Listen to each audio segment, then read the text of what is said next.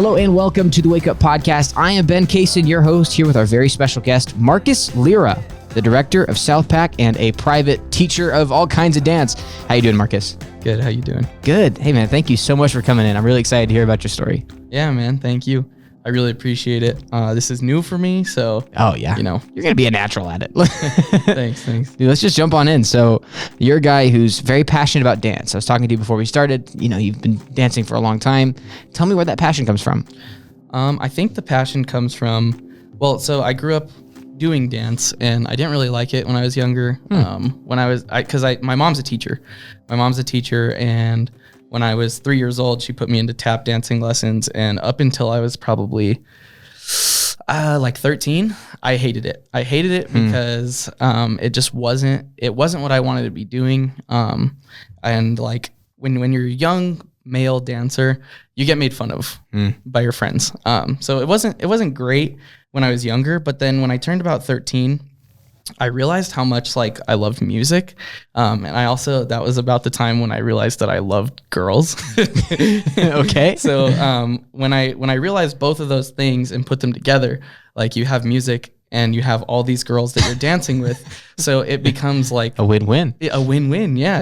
I mean, how can you possibly argue that it's a bad thing when you love music and you love girls? As a 13-year-old, yeah. I mean, yeah, exactly. So that's where the love started. It's probably when I was like 14. Got really into music, and I actually started hip hop when I was like 11, and okay. I still didn't really like it. But I had a teacher. His name was David. David Mars. Shout out David Mars. He was so driven to make everyone want to work hard and make everyone want to love it. Gotcha. Because he loved it. He loved it a lot. He still does. But yeah, so when I was around that age, that's when he really had an influence on me. Him, and then some famous dancers that I had found on YouTube. Yeah, you know, that's really where the love started originally. So what was the transition then from doing like tap to doing hip hop? Is different. Tap, there's a basis of like 4 or 5 moves, and then that once you learn those, it's just different variations of that. I mean, that's not completely true, but that's how I imagine it. Yeah. But hip hop, I just thought was so different because the people that I was watching like online just were doing whatever. So the style that I teach is not necessarily hip hop. Hip hop is like a blend of popping, locking, breakdancing, like those kind of styles. Like they're street styles. But the kind that I teach is more based on just like, it doesn't have a name. That's the unfortunate thing. That's okay. It used to have a name, but then at this year, actually, it changed because it was deemed racist. It's called urban dance before. Gotcha. But it was deemed racist as like by most of the dance community worldwide. So it changed. We're still, thinking of something to replace that. But right now it's just choreography. So gotcha. It's like a mix of like hip hop and other styles. Like I'll do some moves that aren't necessarily considered hip hop. Like, I can't do it right now cause I'm sitting down, but like say if I were like pointing my toe and like kicking my leg out, that would be like more of a, ballet type of move. Not that I necessarily do that, but, that's the style that I teach is not necessarily just hip hop. Gotcha. But you're reaching into the different disciplines to. Yeah, definitely. The difference between tap and hip hop is insane. Just the amount of things that you can do in hip hop with your body is very different. The amount of things that you can create with hip hop is very different to me than tap as far as that creative process goes. Gotcha. And so when do you think was the turn for you where you went from, this is just kind of a fun hobby, there's girls here, I like music, to where you're like, I really love this as for what it is? So there's this guy, he's super famous. His name's Ian Eastwood. Okay. I think he's like 27 now, but he's a choreographer from Chicago. And I found his work when I was it was in like 2012. So I was probably, I'm not good at math, but it was in 2012. Nice. But I found his work and I just fell in love with it because up until that point, like I had only been influenced by like 2 things. Okay.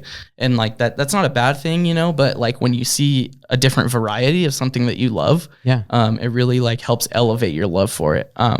So Ian Eastwood like does a lot of like work, as far as his choreography goes. He does a lot of work with like, lyrics. So like, say there's a Drake song and he's talking about like a lot of different things. He would show, like, say it says talk, he would go like, to anyone listening, I'm just pretending to talk with my hand. But like little tiny things like that related to the music a little bit more helped me to really like love hip hop for what it was. Because I relate to lyrics and I relate to like the beat and I relate to everything in music. So getting a chance to like really expand on that more and understand it more from Ian Eastwood, it kind of really like elevated my love for dance, honestly, when I was like 13, 14, probably 14. That's awesome. Yeah. So, you have this realization then after watching him and you see that he's doing things differently. And then I assume you expanded even more people that do that kind of thing. What was that like implementing all of those different styles to make your style? It was different. When I was younger, when I was probably 14 to 16, I followed him and another famous choreographer, and I tried to base my style off of them. Yeah. As I've gotten older, I think that I've kind of like turned into myself, which is weird to say because like you're not always yourself when you're young. You have to like figure out who you are. Sure. But I think as a dancer, I've really like, and a choreographer, I've really learned like what I enjoy and what I like to see on stage and in performances, on the video. It just really depends. We got to come up with a cool name for your style. You said there's one. Yeah, there isn't one. I don't know. I guess Lira. Lyrismics. How about that? Lyrismics. Yeah, I like. No, I don't know.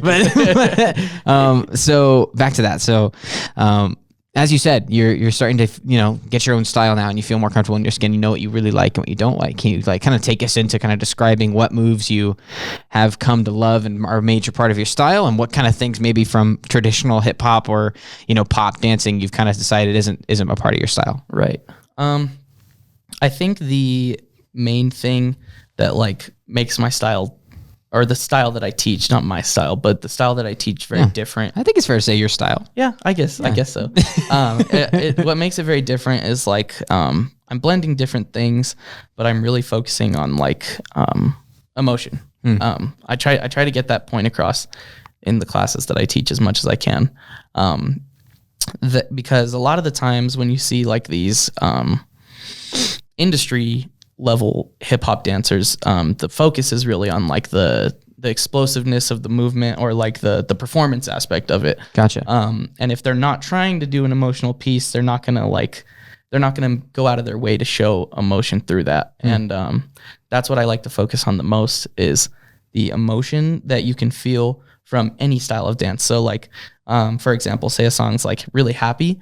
You don't have to necessarily or you want to dance like really big, you know what I mean? Mm-hmm. You want to dance really big with a smile on your face. Not to say that industry dancers don't do that. They do, of course. But I think with the style that I have, it's very detailed.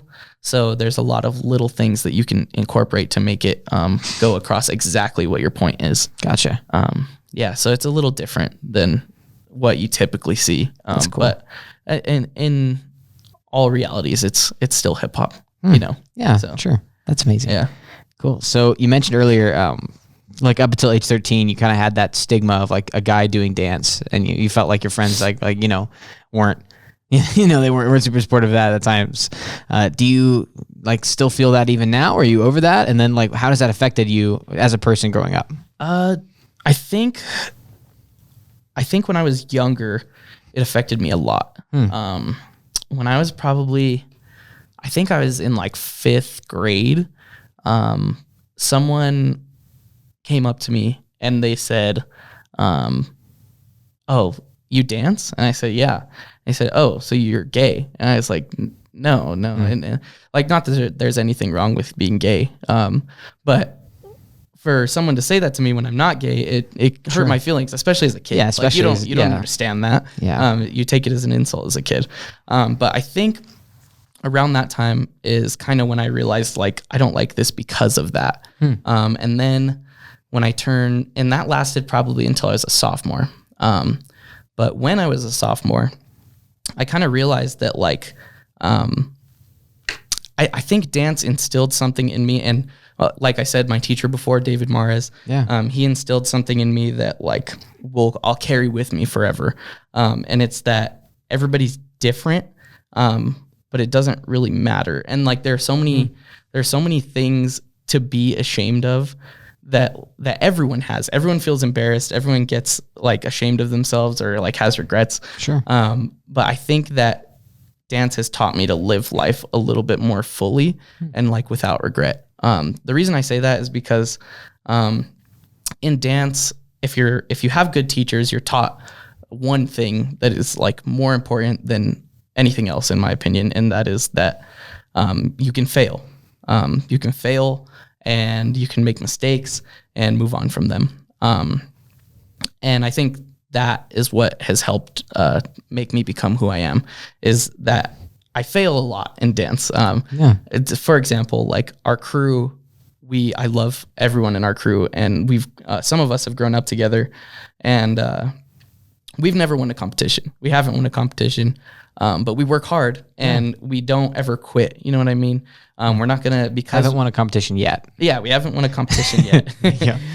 But we're not going to give up and like be embarrassed that we lost. We're gonna say, oh, that's life, and then move on. And I think that that's what dance does for me the most, is like it's taught me that you can fail and you can look stupid and no one is gonna be able to tell you anything. You know what I mean? Yeah. Because I mean, if any of my students were listening to this, they would know that like I am such a goof when I teach, and I make mistakes, and I just make mistakes a lot. I'm goofy, and they don't judge me for it. I mean, sometimes they're like, oh, you're so goofy. They're like, shut up. Oh, no. But but for the most part, like I feel like that's the point I want to get across to everyone, is that I teach, and that like crosses my path, is like you can fail and it's okay. And that's what dance has taught me, really. That's the best part of what dance has taught me, I think. That's awesome.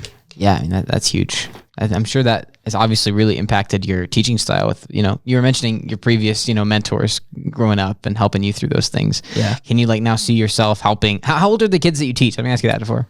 So right now people you teach. I'm teaching 3. That's wrong. I was like, wow. All right. I'm teaching probably like 10-year-olds up until adults. Yeah, that's a really, as you mentioned, obviously you've experienced it. That's a tough time. So, you mentioned you had really good mentors yourself. So why do you think it's important to you to like go be a good mentor to these kids? I think that honestly, for me, like David was such a huge part of like helping me discover that I love dance and discover like who I was. Yeah. So like for me to be in that position is very stressful at times, but it also gives me some kind of like, in my head, it kind of gives me like a feeling of like importance, and it gives me a feeling of like, I need to get the same things across to these kids that my mentors got across to me. You know what I mean? So it's hard at times to be in that position, because I am 22 years old. I'm really young. And so like, I still have a lot of learning to do myself. I'm not anywhere where I need to be, but you've also experienced a lot. Yeah. I've experienced a lot in, my 22 years of life, but there's so much more to do. So it's stressful, but at the same time, I really love that I can impact kids, and have kids like understand themselves a little bit more through what I'm teaching them. Even if it is just dance moves, sometimes it can be more than that. You know what I mean? That makes sense. Yeah. Marcus, what do you think is like I'm going to go with the most. So what would you say is like the most satisfying moment you've had as a teacher, where you've maybe seen, a student overcome something, or, or where you were most proud of your student? Like, have you had any moments like that yet? Yeah, I've had a few. There's so many. I've had so many good students over the past however long I've been teaching. And I think the best thing, personally, like this is a selfish thing, but the best thing is like when you can see the way that you move as a dance teacher, the way that you can see how they move is changing, and you can see like the way that they move is based on the way you're moving. And it's like, that is like, then they become a piece of you, you know what I mean? And it's like watching like a bunch, and all of my dance teacher friends will refer to their students as their kids, because it's like they become like a part of you. They're like your children in a sense, It's like adopting your style, and then they go from there. Right. Yeah. And I mean, it's obviously, they're obviously not my real children. But you know, like you do have a sense of like, I'm helping them, and they will grow from what I'm teaching them, as a person and as a dancer. That makes sense. Yeah. So what would you say to someone maybe who's 8 or 9 years old that's never tried dancing before, and to tell them, hey, you should try dance? What I typically say, I always get kids that like, so say I'm like backstage at a recital, I see kids walk by that I don't know or I haven't seen in my class. Yeah. And I'll always just say to them, I say, hey, what's your name? And then they'll say their name, and I'll be like, why haven't I seen you in my class yet? And they say, I don't know. And it's always like that reaction. And then I say, oh, well, why don't you come? And they say, because I can't. And I'm like, oh, well, let me talk to your mom. And then sometimes I talk to their mom. Sometimes I don't, you know, but sure. It always puts the thought in the kid's head. Why not try it? You know what I mean? Yeah. And that's really all I can do. I can't force them to do anything, but yeah, you know, it's fun just to see their reactions when I talk to them like they're people. You know what I mean? That's what I think kids love. It's like when you talk to them like they're people. You know what I mean? Gotcha. That makes sense. Yeah. So Marcus, did you find it difficult either for yourself or for teaching your students to help overcome, like, obviously the barrier between just practicing when it's just you in a mirror, or maybe just you and your teacher, and obviously in front of a crowd? Obviously that's tough for all kinds of things. Dance is especially one of them. How was that jump for you? Yeah, I think it's harder for me personally. When I was younger, I didn't like performing. And then when I turned about 14 is when I started to realize my love for dance. So it became easy at that point. But until then, it was very hard for me. It was very hard for me to like smile on stage. Yeah. And now like I'm a very animated performer.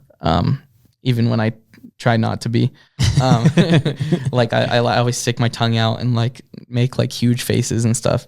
But I think honestly, getting past that barrier is just kind of a personal thing for everyone. Everyone thinks like that's something you can teach, and it is to an extent. But like the person has to understand what they're doing, and they have to kind of dive into that on their own, because everyone has a different story with that. I mean, I have a friend, Alyssa. Her name's Alyssa Garcia, and she has just been an amazing performer, like forever, as long as I can remember.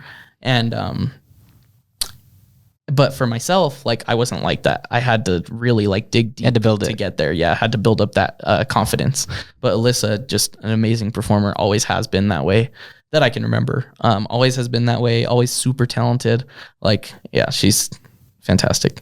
That's awesome. Yeah. So can you tell me, Marcus, a little bit about your dance group, South Pack? So you're the director for that, is what you said is your title, but tell me kind of the story behind that. So South Pack started with, we went to South, obviously. Yeah. But it started with, there were 6 of us, and we wanted to dance together, and kind of make it. At first, it wasn't a thing. It wasn't like a title. We just danced together, and it was fun. That was probably for like a whole year or 2 that we did that. And then right when I graduated, so like I think it's June of 2017, maybe July, we came up with the name. It actually came from, it's so dumb, but it came from a backpack. It said East Pack on it. Shout out East Pack. And yeah, and it came from the backpack, and it said East Pack. And then my brother, he's also part of it.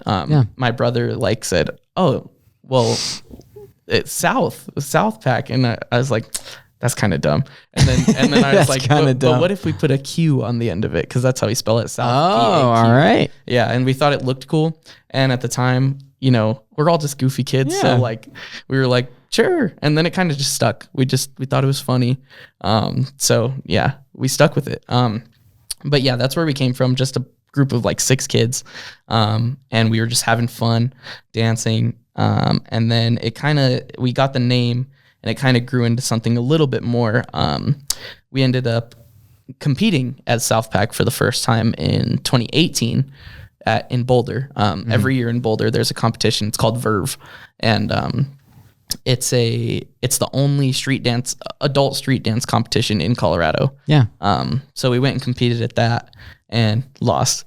That's but okay. We had a great time. Yeah. I think that's my favorite thing about it is like we don't necessarily win, but we always have fun doing it, and like the lead up to it and like actually being at the event itself is just so rewarding to me. Because I was on another crew in Denver, and we won once, and it just wasn't really rewarding. Gotcha. Yeah. So it wasn't the same group that you've been with for a long time in the same build up.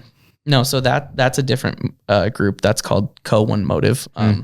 So South Pack, everyone's from Pueblo in South Pack, and it kind of like started with us, and it's grown into a few more people. We had auditions in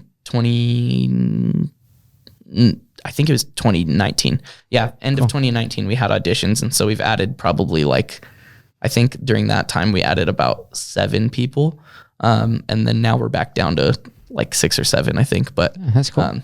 Just because of life, not because like people hate us. Oh, sure, yeah. But the crew I was on in Denver, that was called One Motive. Co is for cohesion. It's spelled COHE. And everyone always pronounces it wrong when they see it. They say Cohe. But One Motive, we were just, I didn't start that one. That one was there long before me. Gotcha. You just jumped in. Yeah, I jumped in 2017, and I actually competed with them at World of Dance, Las Vegas, 2017. And then I competed with them at World of Dance, Colorado. And that was the one that we won. Gotcha. And like I said, I love the lead up to competition, and I love how rewarding it feels just to be with your friends working in the studio. But the winning itself isn't necessarily like the fulfillment that I look for. Gotcha. Sorry, I kind of went off topic. That's perfect. No, that's good. I think that's a great thing. Yeah. Yeah, that's cool. So obviously 2020 has been a weird year for a lot of different professions. I would assume dance teaching is another one that's been very much touched by, the COVID pandemic, and it's changed a lot of what you have to do. If you told me a little bit about like what are the obstacles that you've been facing and how are you overcoming them? For me, I think the pandemic has just been really different for the dance world. Sorry. You're good. So the pandemic has like really changed the way that dance is going to exist in the future. The reason I say that is because there are a lot of big studios out in California. California is like the dance center of the world. Gotcha. Quote unquote. Yeah. But it's really changed everything. So for me personally, I've kind of switched over to Zoom classes. I actually wasn't teaching the first half of the year somehow. I'd been teaching since 2014, I think. And I'd been teaching consistently. And then I moved back from Denver at the beginning of this year. And I stopped teaching because I was starting to kind of like lose it. I was kind of losing the passion for teaching. And I was like, I can't do this anymore. Like, I'm starting to just get angry, like, because I'm not getting like the same feedback that I want. And so I took a break. I actually wasn't teaching from the first half of the year, from January until I think I started teaching again in August, consistently. So I didn't really experience dance, like the downfall of dance, that much. But I know a lot of places have, and I teach on Zoom some places, and in person some places, but it's like restricted to certain number of people in the classes. Which, I mean, for kids, it's terrible because you have like classes of like 22 kids and you can only have 16 in there. So 6 of them either like have to quit or like have to learn or have to get a new class. Like, so they're not with their friends, you know, it really sucks. It's not great. It's not a great situation. I mean, obviously everybody's not having a great time, but yeah, it's been different. It's been really, really different. But I've just been trying to stay positive through it all. You know, South Pack, we haven't really practiced much either. Because we just can't get in a studio that's going to consistently stay open. So like that's been tough too. And the first half of 2020 we were practicing. So it just kind of stopped. It was actually right before our big competition. So do you know what date we went into lockdown? I want to say it was like the 17th of March. Yeah, something like that. Our competition was the 2nd of April. Oh, so it was like right there. So it's like 2 weeks away. And they had to stop. They had to pull down the competition completely. Yeah, it sucked. And that competition's actually put on by CU Boulder, a student-led organization up there. And they do a great job of doing it. And they do it it's a free event. They raise all the money themselves. I think they put like a ton of money into it because they also fly out a mega crew. So mega crews are like 20 or more people. But they always fly out a mega crew every year, like a famous mega crew, and just to perform. And like they wasted all that money. It sucks. Yeah, that does suck. It's just been rough. But like I was saying about California, so many studios have closed down out there, like big studios. I don't know if you've ever heard of any studios out there. There's Millennium Dance Complex. It's like a studio with a red wall on the background. Oh, cool. Yeah. I may have seen something with that. That's like the most famous one as far as like internet videos go. Yeah. But Millennium closed down. And then like Millennium didn't close down. It was Movement Lifestyle. That's like, it's a different one, but it's just as big. Gotcha.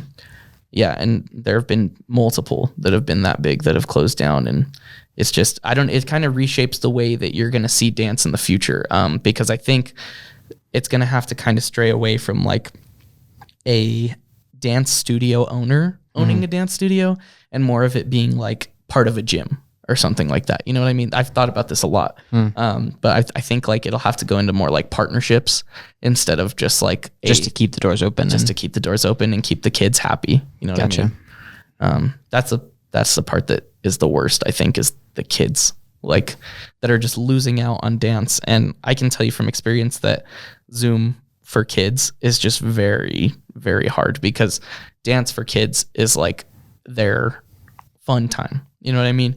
Yeah. It's the time that they get to let loose and have fun. So like when they're stuck alone in their room learning off of a screen, it's not great.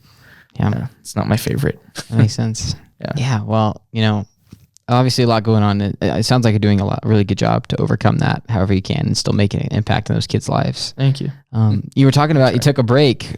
What reignited you? What brought you back into it in September?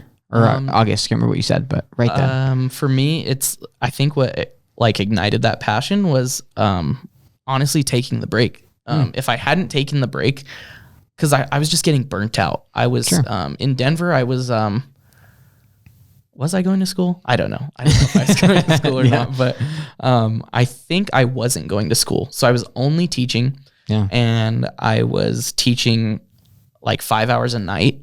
And I was teaching at a lot of places that weren't like, they were more like recreational dance classes. They didn't have kids that were like really serious about what they were doing. Gotcha. Which like isn't a bad thing. There are kids that need that too. But I prefer like the more like the ones that want to learn and want to like grow. And it's hard to get a kid to like want to learn, but you know, there are some that exist.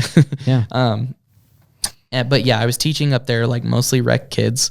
So it was just very taxing to go in wanting to like improve everyone as a dancer and a person. And you go in and they're just like, whatever, you know what I mean? Yeah. So just like my parents dropped me off here for a couple hours. Yeah. So I think just not being around that environment kind of like reignited my passion for it. Good. Like made me want to start teaching again. And it was nice. Like when I wanted to start teaching again, I just hit up a few places and they were like, okay. And they said yes. And I was like, all right, this is awesome. Yeah. It was never that easy in Denver. In Denver, it was always like a whole process, like send your everything, send your resume, send everything. Yeah. And like, not that they didn't have me send my resume down here, but it's just much easier. They were very open to the idea. That makes sense. Yeah. Awesome, Marcus. So last question. So it's, 2020, lots going on, especially for kids that you work with. Why do you think dance is important in 2020 for a kid's mental state? Oh man. I think that it's really important because a lot of kids use dance. I teach at this studio in Springs, and it's kind of it's more for kids that have a like kind of rougher childhood upbringing. Gotcha. And it's very important because at that studio, it actually, the other night, they had like a banquet on Zoom, and it brought me to tears. I'm not gonna lie, it brought me to tears because these kids, like, they had to write if they wanted the scholarship, they had to write like an essay, like explaining why they think they deserved it. And like I think they had 6 kids in total get the scholarship. One of them was a lifetime scholarship, so they get classes for free for their life, which is just That's awesome. Cool. But you just see like how much these kids need this. You know what I mean? Like when I was that young, I didn't need that. I had other things, and like I just like to have fun. I was a kid, but there's kids out there that like don't have a lucky childhood like I did, because my parents were very loving, super like supportive. Yeah. But there are kids that don't experience that. There are kids that have rough childhoods and have to, like fend for themselves. And like I've seen it the most. Like those kids need each other, and they need like to move. I don't know if dance is really like the thing that's on the top of their priorities, but like it's like a safe place for a lot of them. Gotcha. And it's really crazy to like, I'd never seen it in that light until I taught at this studio up in Springs, J&J hip hop dance. Shout out. Shout out. I love it. But yeah, it's just like one huge family there, and they just take care of each other. And even like the other kids that I teach, they're all super close, especially the ones in Pueblo, because, they're in Pueblo, so it's like small. Yeah. And they've grown up together for the most part. So gotcha. Super just nice to see that they all care for each other so much, and that they need that in their life. That's awesome, Marcus. That's so cool. And yeah, I mean, this obviously talking to you, you're a guy who's really, really passionate about dance and really passionate about what it can do. And, I think it'd be a pretty awesome dance teacher to have. So tell me a little bit about if I'm listening to this, my kid is getting into dancing, or even I want to get into dancing. How do I connect with you? You can connect with me on Instagram at MarkyMark, MARCKY _MARCK_. Okay. Or Facebook. My name is Marcus Lira. I also have Twitter. That's kind of more for me. But it's just my name. Yeah. But yeah, I'm always open to people reaching out. I love more than anything when people reach out to me about dance, because like it is my passion, and like it's something that I try to I want everyone to experience in some capacity, because it's fun. It's fun, and it's different. Everyone has a different experience with it. So gotcha. Yeah. Awesome. Hey, thank you so much for coming in and telling me your story, Marcus. I appreciate you, man. Thank you. I appreciate the opportunity. Yeah. And, obviously go check out Marcus and all the things he's doing. Check it out again. It's MarkyMark, MARCY_MARK. On Instagram, you can catch up on all of his stuff that he's got going on, as well as obviously connect with him if you want to get into the dance world with Marcus. Thank you so much for listening. This has been the Wake Up Podcast. We've got more of these business highlights we've been doing. A lot of incredible people here in Pueblo. And Marcus, you're definitely one of those. So we really appreciate you coming in and sharing your passion for dance. And, He does that, and also on the side, he has a full-time day job doing other things. This guy's busy all the time, so I like it. So, Thank you. I appreciate it. yeah, man. Thank you, Marcus. Thank you guys so much for listening. This has been the Wake Up Podcast. Go check out the rest of our Wake Up Podcasts right here on our Wake Up Podcast channel. That's Apple Podcasts and Spotify.